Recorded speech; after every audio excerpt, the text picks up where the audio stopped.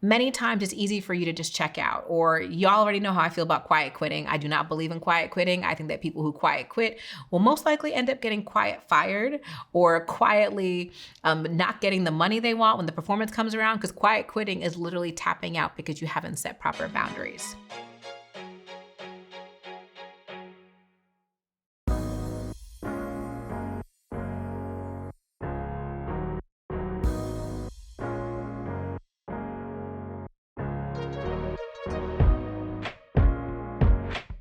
Welcome back to another episode of the Your Next Move podcast.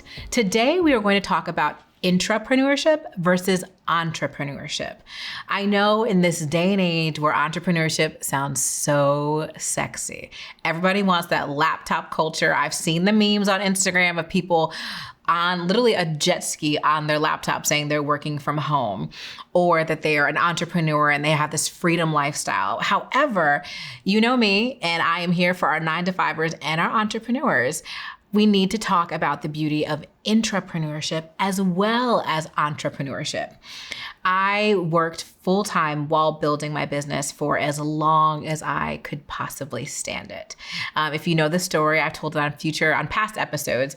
I shared that I prayed for years that I would not leave my full-time job until I literally could not do both. And that prayer worked. It 100% did. In 2021, yes, May 2021 is when I left my full-time job. But for years, honestly, since 2011 until 2021, so 10 years, I was doing both. I'm a big believer that you can do both, or you can be an intrapreneur as well as an entrepreneur. You have to find what works for you. So let's start with the definition of just entrepreneur, right? I learned in doing some research that this is a French word that really means adventurer or undertaker, which I think makes perfect sense.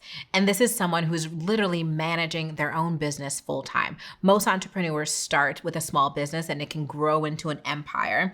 And people love talking about entrepreneurship because there's literally no ceiling.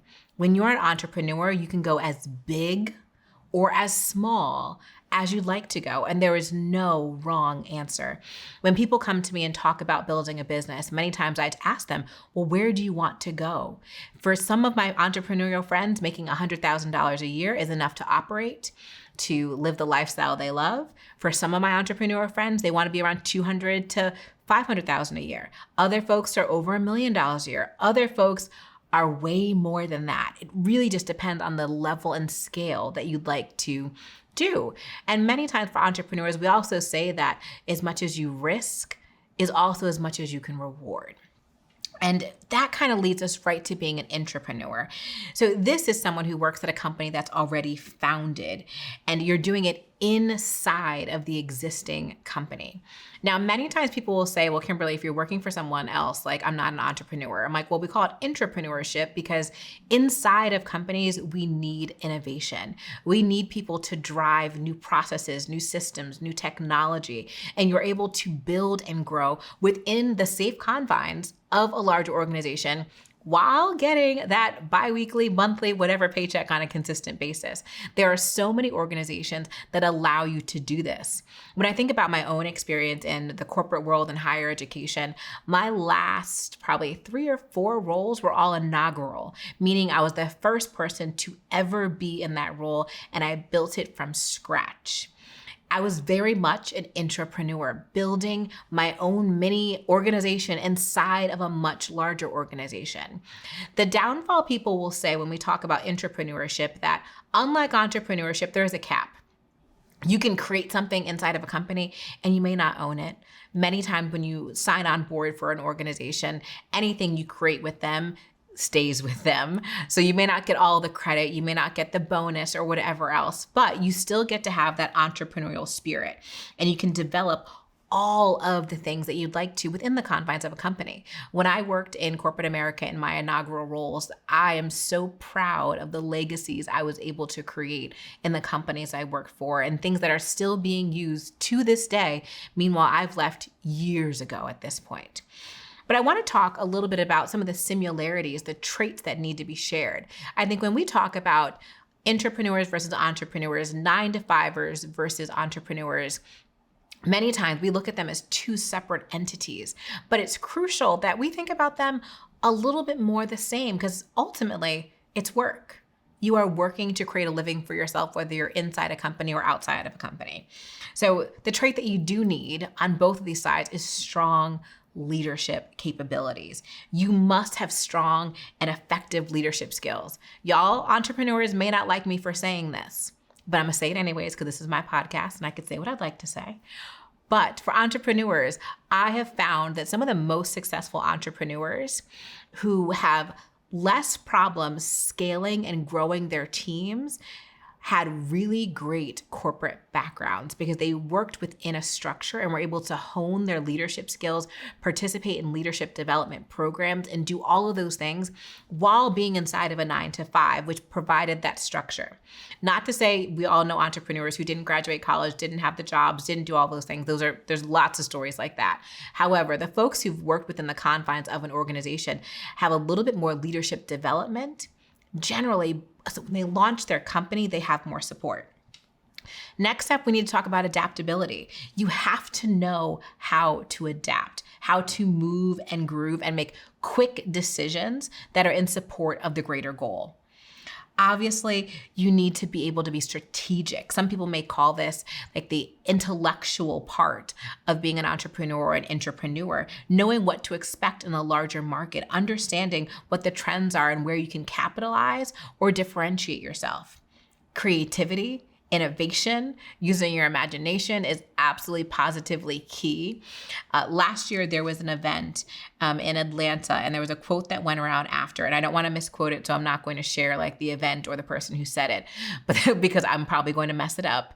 But in essence, it was a very well-known celebrity, I believe, who said something like, when you're thinking about your career, when you're thinking about your business, if you can visually see whatever it is that you would like to do, you have to think bigger.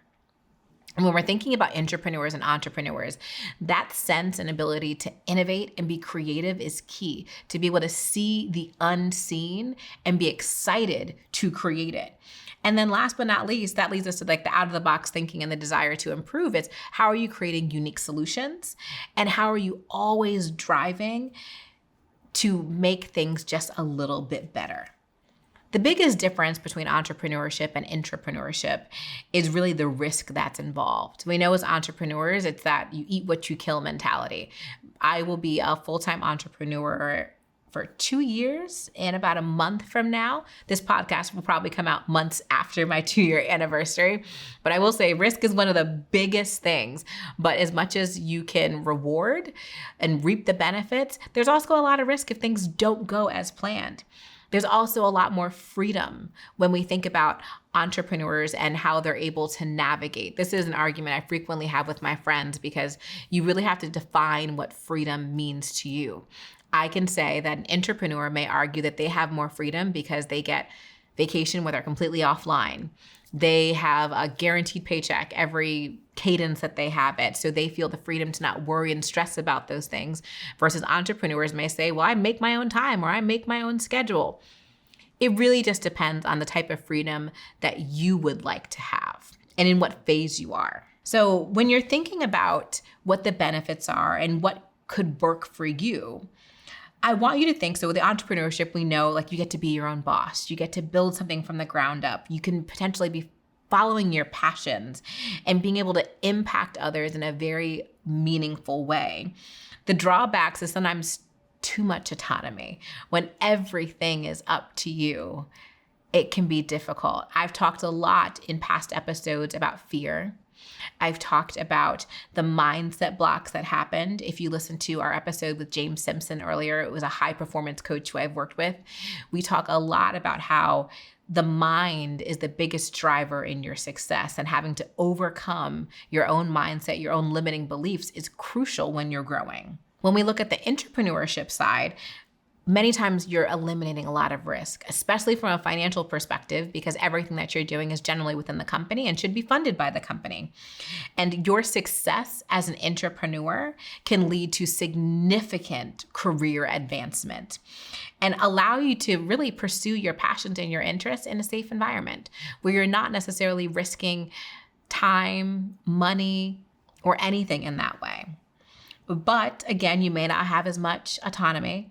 You may not receive a full attribution for all of your ideas. And if things are unsuccessful, depending upon where you are, you don't know how that could impact your position in the workplace. So I want to share a few key examples that you may not be familiar with that were done by successful intrapreneurs. I think we know the entrepreneurial stories because they are blasted all over the news at all the conferences, but intrapreneurs, we don't get to hear about as much. So the first one is the Apple Macintosh. So Steve Jobs and 20 Apple engineers split off to create the Macintosh computer. This group operated independently, and they say without adult supervision when they were putting this together. And they were able to create something that completely diversified the competition of Apple's mainline products. And this eventually led Jobs to temporarily leave from the company. Like, they did this inside and completely changed the game for Apple. Another fun one, I know if you have met me in real life or seen me at a conference, you know that I'm that girl who always has all of the colored markers. I have the Post-it notes, I have the notebook, I have the planner, I have all the paper products. So the Post-it note, 3M Spencer Silver invented the sticky adhesive art fry with a fellow employee when they were searching for a way to put pages in the book, to tab things off. They developed this and began using it in the office, and they ended up supplying it to the whole entire company. And now Post-it generates over $1 billion annually from just solving a quick problem that was in the office. Another one for anyone who's a gamer, I know I was raised in small town in Connecticut. I was not allowed to have any what do they call them? PlayStation, Nintendo, any of those gamers. But the Sony PlayStation was actually something that happened inside as well. So as junior staff member, a self-proclaimed tinkerer, he worked with Nintendo developers to make PlayStation a reality. Nintendo actually rejected the idea, y'all. Rejected it, but later it became one of the most profitable business lines that they have. Huge when we think about that. And last but not least, when we think about Starbucks, when you go to a Starbucks, one of the biggest differences from Starbucks from other coffee chains that they always write the name on the cup. That was from an intrapreneur who was trying to create a little bit more of a personal touch. That whole process changed how Starbucks did business. So when we think about those examples, I want you to think about what you could potentially do at your own company. If you are currently in a 9-to-5 and you're interested in branching out, sometimes we need to create what we'd like to see. In the upcoming episodes this year, we're going to talk a lot more about how can you maximize where you are. And this is something I always talk about, especially if you're feeling a little bored, you're feeling a little stagnant. Many times it's easy for you to just check out, or y'all already know how I feel about quiet quitting. I do not believe in quiet quitting. I think that people who quiet quit will most likely end up getting quiet fired or quietly not getting the money they want when the performance comes around, because quiet quitting is literally tapping out because you haven't set proper boundaries and you're not able to advocate for yourself. But if you're able to advocate and support your ideas, your passions, your interests, and lean into a little bit more intrapreneurship to maximize your role, think about the places that you may be able to go. And that is what we always talk about here on the Your Next Move podcast, because we want to make sure that you are taking control of the trajectory of your career. Now, if your career is going to lead you to be an intrapreneur, amazing. If your career is going to lead you to be an entrepreneur, also amazing. But what's important is that you're intentional and you understand the differences and what is possible for you. So I will leave you with that. May your next move be your very best move, and we'll talk soon.